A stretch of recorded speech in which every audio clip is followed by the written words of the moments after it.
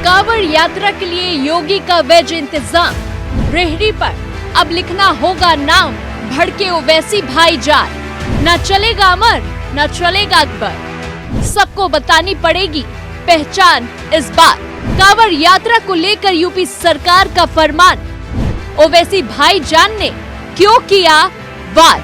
22 जुलाई यात्रा से शुरू होने वाली कांवड़ यात्रा की तैयारियां जोरों पर है और ऐसे में शासन प्रशासन की ओर से लगातार नई दिशा निर्देश भी जारी किए जा रहे हैं। इसी क्रम में कांवड़ यात्रा को लेकर मुजफ्फरनगर पुलिस द्वारा जारी एक आदेश ने नई बहस छेड़ दी। जिला पुलिस की ओर से जारी आदेश में कहा गया है कि कांवड़ यात्रा मार्ग पर जो भी दुकानें होंगी उसके मालिक को अपना नाम दुकान पर लिखना होगा और इसके चलते कांवड़ यात्रा में खान पान की दुकानें यानी कि होटल, ढाबे और ठेले जहां से भी कांवड़िए खाने पीने की सामग्री खरीद सकते हो, उन सभी को निर्देशित किया गया है कि वे अपनी अपनी दुकानों पर प्रोपराइटर या फिर काम करने वाले के नाम को जरूर लिखें। देखिए, कांवड़ की तैयारियां शुरू हो गई हैं और हमारे जनपद में लगभग 240 किलोमीटर का कांवड़ मार्ग है। इसमें जितने भी खान पान के दुकानें हैं, चाहे वो होटल, ढाबे, ठेले, जहां से भी कांवड़िए अपनी खाद्य सामग्री खरीद सकते हैं, उन सबको ये निर्देशित किया गया है कि अपने प्रोपराइटर के या काम करने वालों के नाम ज़रूर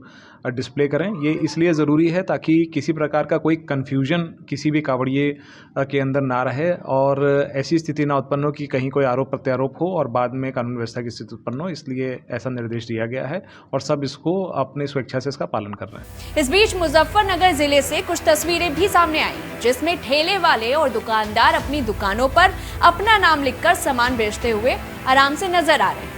आपको बता दें कि कांवड़ मेले के दौरान कांवड़िए हरिद्वार हर की पौड़ी से गंगा जल उठाकर मुजफ्फरनगर से होते हुए अपने अपने गंतव्य की ओर प्रस्थान करते हैं। मुजफ्फरनगर जनपद से ही दिल्ली, हरियाणा, राजस्थान और उत्तर प्रदेश के विभिन्न जनपदों का कांवड़िया गुजरता है और इसीलिए कांवड़ यात्रा के मद्देनजर मुजफ्फरनगर जनपद एक मुख्य बिंदु कहलाता है। कांवड़ मेले को लेकर मुजफ्फरनगर के एसएसपी अभिषेक सिंह का कहना है कि कांवड़ की तैयारी शुरू हो चुकी है।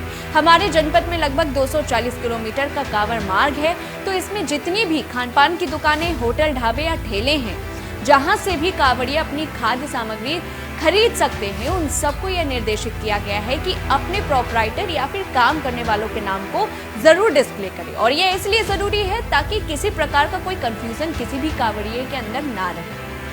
साथ ही ऐसी स्थिति ना उत्पन्न हो जिससे कहीं कोई आरोप प्रत्यारोप और बाद में कानून व्यवस्था की स्थिति खराब हो। मुजफ्फरनगर के दुकानदार प्रशासन का आदेश मानकर बोर्ड लगाना शुरू कर चुके हैं, लेकिन इस पूरे फैसले पर सियासत शुरू हो चुकी है। अब आप ये देखिए कि होटल, ढाबे या ठेले वालों को इस आदेश से किसी भी तरह की कोई दिक्कत नहीं है, कोई प्रॉब्लम नहीं है, लेकिन खुद को मुसलमानों का मसीहा समझने वाले असदुद्दीन ओवैसी को बड़ी दिक्कत है।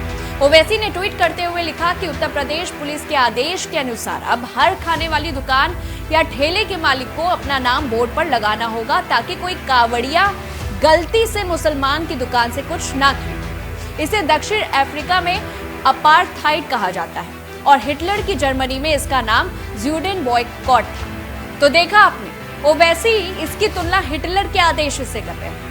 दरअसल ओवैसी को या तो पूरा ऑर्डर नहीं पता या फिर वो जानबूझकर भ्रम फैला रहे हैं, क्योंकि प्रशासन ने ऑर्डर में ऐसा कहीं नहीं लिखा कि सिर्फ मुसलमान दुकानदार ही अपना नाम और पहचान जाहिर करेंगे। ये ऑर्डर मुसलमानों के लिए भी है और हिंदुओं के लिए भी।